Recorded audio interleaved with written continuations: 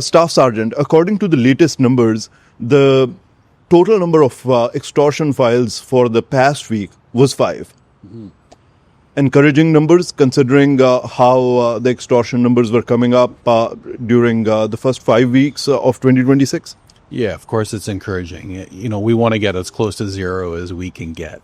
We saw in January a significant spike after the holidays, and that's not something that we want to see again. So the lower the numbers, obviously, the better.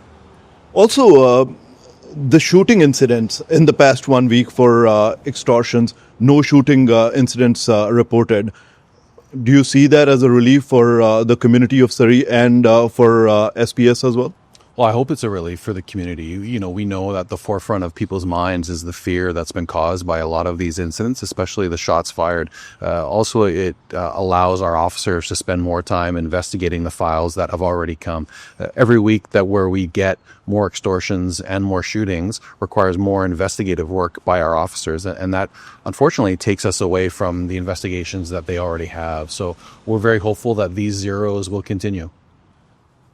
No doubt the shooting numbers seem to be going down, but on the other hand, what was interesting to me and what stood out was one extra arson incident. So when did that happen? Because I don't recall any news releases coming out which was depicting any arson-relating incidents related to extortions. So if you'll recall, last weekend in the incident where we arrested the 3 males, there was the fire that was started.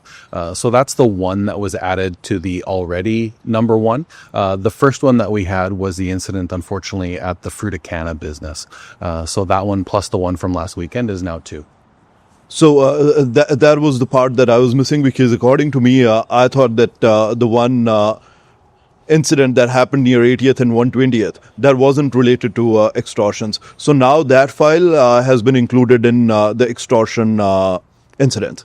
Yeah, unfortunately it has. Working with the Surrey Fire Services fire investigators, our fire investigator has determined that that is suspicious. And for now, at least, they have determined it as a human-started arson fire. Yeah.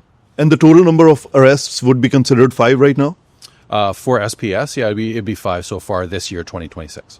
And for the past week, the 5 incidents that have been reported, what kind of threats did the people get? What was it's related to extortion letters? Was it extortion phone calls? If you can share the details. Yeah, it's mostly phone calls and text messages. And that's been fairly consistent since the start of this crisis. The overwhelming majority of the extortion threats are phone calls and or text messages.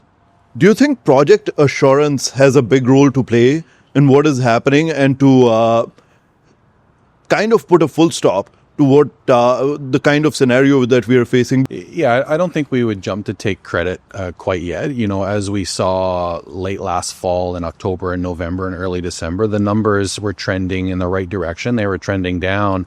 And then unfortunately in January, despite our efforts collectively, we saw the numbers go back up. So while we're cautiously optimistic, we're far from over in this crisis. There is no doubt, however, that people are taking notice. The feedback that we're getting from not just the community, but from others in our community is they're seeing more police officers in neighborhoods. They're seeing more police officers in business districts. We know that when criminals see police cars, they think twice about committing a crime. So there's likely a combination of a number of factors, and we're hopeful that as we continue to ramp up and increase our numbers in Project Assurance, that will continue to have an impact. The releasing of the photos of the people who were criminally charged related to extortions, do you think that has kind of put the message out, and that has kind of delivered a positive message to the community to come forward and talk and share the tips? Yeah, absolutely. One of the reasons why we put the photos out was to help our investigators get tip information and encourage victims of crime to come forward. And I can tell you that in the days after releasing the photos last week, we had several people come forward with tips about these individuals specifically. Our investigators continue to follow up on those tips, and that just reaffirms that the putting out of the photos was the right thing to do for us. And so shall we expect that the releasing of the photos is going to continue? As long as our investigators feel that the release of the photos will help or will encourage people to come forward. Again, the release of the photos has to be done after an individual is charged with a criminal offense, and there has to be an investigative reason for the release of those photos. So that is to encourage victims to come forward. That's to encourage associates to come forward or witnesses to come forward. One of the things to remember is, in the days after incidents like this happen, people's memories are often jogged, especially when you see photos of individuals.